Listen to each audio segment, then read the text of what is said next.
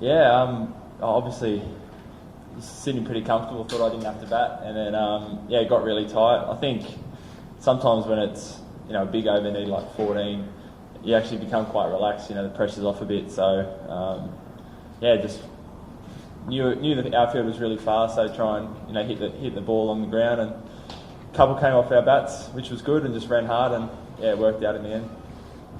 Yeah, it hasn't happened for a while. I think especially overseas, especially in a place like India, which is so foreign to Australian conditions, against one of the best sides in the world, it'll be a huge result for us. So, like all the really good sides, I felt like we had the game sewed up last night, and they just fought their way back. So we know, tomorrow night we're going to have to play really well. They're going to come back and play really well like they always do. So, see how we go. But to be one up, away series, we haven't been in this position for a while, so it's great.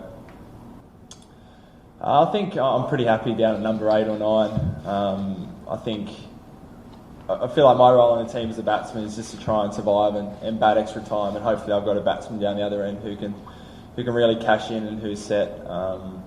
Especially in Test matches, that was my role. I feel like I might not have all the big shots like a lot of the batsmen, so I've really enjoyed it. I think preparing for a game as a bowler, you can't just prepare for bowling, you've got to prepare for everything. So I think that's probably something that's hit home the last couple of years. Just you have to make sure you're right in the field, do all your catching, fielding, and for batting, just make sure you're 100%. Because that first test in Adelaide, out of nowhere, we almost got home. That's how close games can be these days. So I really enjoy it, but no, I'm pretty happy down the bottom of the order. I'm not sure, to be honest. I think you play professional sport, you want to be in the moments where you can win a game. I think T20 is a great format. Almost feels like every second game, every third game, you're in a position to either win the game or, with the game's on the line. So, fortunately, so far, a few have come off for me.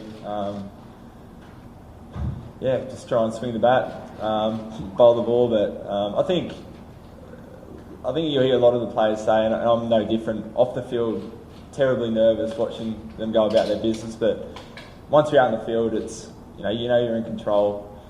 You've done it heaps of times before, and that's why you play. So I'm normally more relaxed when I'm actually out there in the moment than I am off the field. And I think sometimes when the game's feels like it's almost lost, that's when you feel like you can relax and you've got nothing to lose.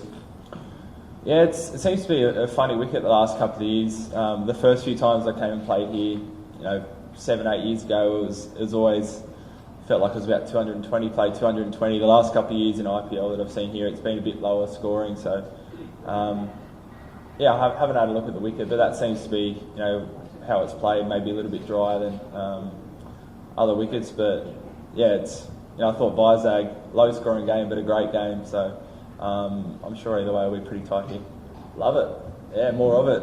I think, especially somewhere like Vizag, in T20s, you normally prepare for death bowling, being Yorkers, slower balls, trying to kind of outsmart the batsman, whereas on a wicket like that, it felt like it was a wicket where you could just, bowling good balls was going to be good enough. It was hard work. The ball felt like it was swinging a little bit at the end, and I love it. It's just a really good contest.